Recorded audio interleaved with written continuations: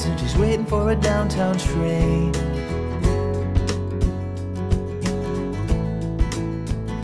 Yeah, in the high-heeled boots with the straps hung low and her head hanging down in shame.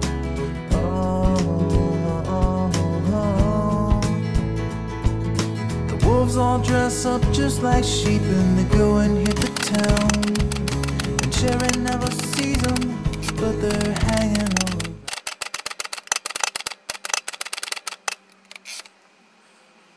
Donc Geoffrey Bidault, 26 ans, je viens de Marseille, et voici mon premier livre, le tome 1 de Batfimov, découpé en 2 épisodes.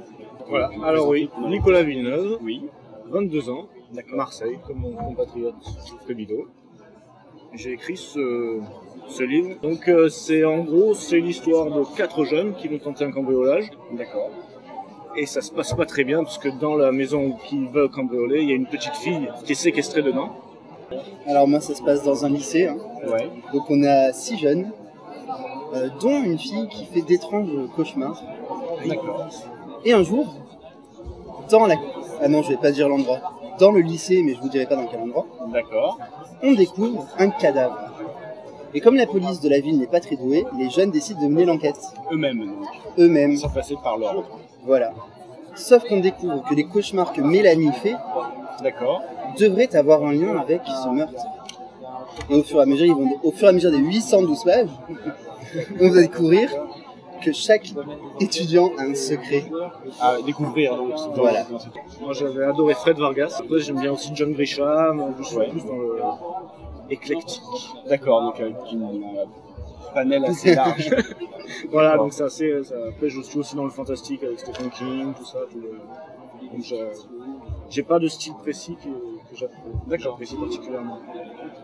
Pareil, je trouve que c'est une très bonne réponse. Donc, non, moi je lisais beaucoup Agatha Christie. Donc c'est ça qui m'a donné envie d'écrire des romans policiers.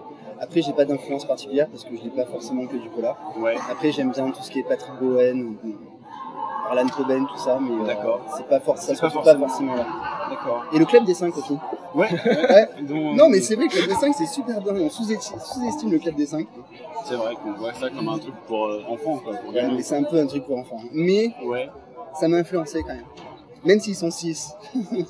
Moi c'est la suite de ça. Donc là c'est vraiment. Donc j'imagine. Ça c'est une histoire complète. Ça veut dire qu'on peut lire cette histoire, ces 2 livres-là, et on a une fin quand même. Mais le prochain livre que je vais écrire, ça se passera 6 ans plus tard. Ou 7 ans, j'ai pas décidé. Et voilà, ça va être de nouveau les survivants qui vont vivre de nouvelles aventures.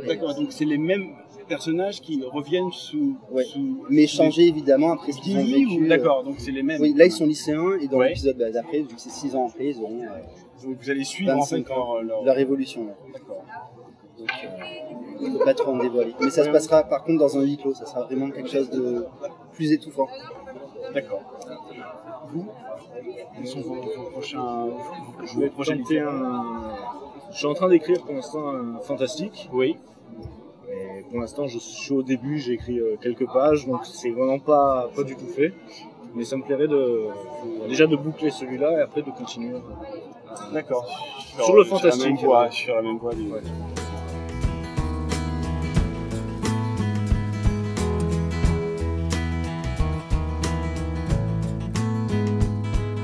Sweet little Cherry got her hands in her pockets and she's waiting for a downtown train.